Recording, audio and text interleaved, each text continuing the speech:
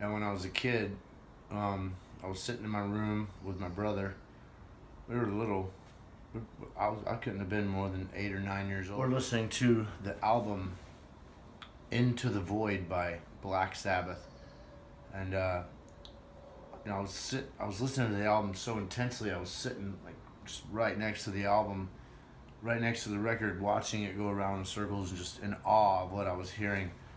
And I had it turned up a little too loud. My dad heard it, and me and my brother weren't allowed to have any of this devil worship music because we're from way deep in the South and raised like hardcore Christians. And my dad came up and flung open the door and said, "What the fuck is going on here? What the hell are you guys listening to?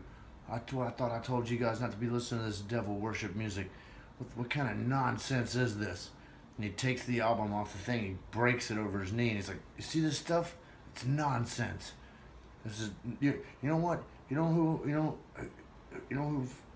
who makes it a living out of doing this stuff? People hooked on drugs and alcohol, and they're dead by the time they're in their 40s. Would you like that to happen to you?" And I was like a little kid, like 9 years old, and I was like, I don't know. I mean, it sounds all right to me. I didn't say anything to my dad, but thought to myself in my head, yeah, that sounds awesome.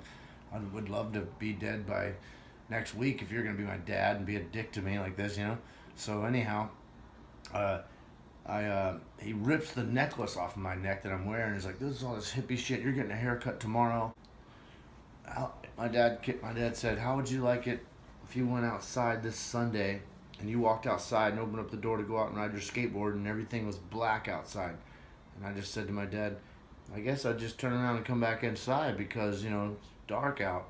Guess I must have went out at the wrong time of the day. It might still be nighttime."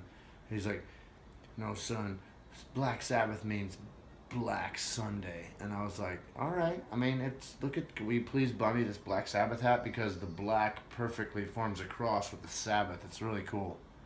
And he's like, just like he was not pleased with him not being able to get his meaning across to me, and I kept just saying, yeah, okay, I got that, but what, can I still get the album? Are you not gonna buy it for me? So I guess this means you're not gonna get me the Black Sabbath T-shirt either. And so I just remember going back and forth with him, asking him, "Please buy me a guitar. Please let me listen to cool music." And then he always just said, "That's nonsense, Brent. You'll never make any money playing music for a living.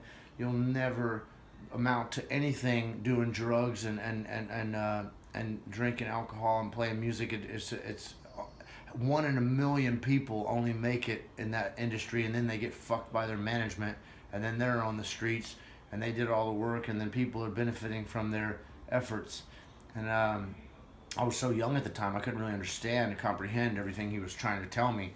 So, of course, I just went for the full Monty anyways. And then when I was nominated for my first Grammy in 2006, my dad started changing his tune a little bit.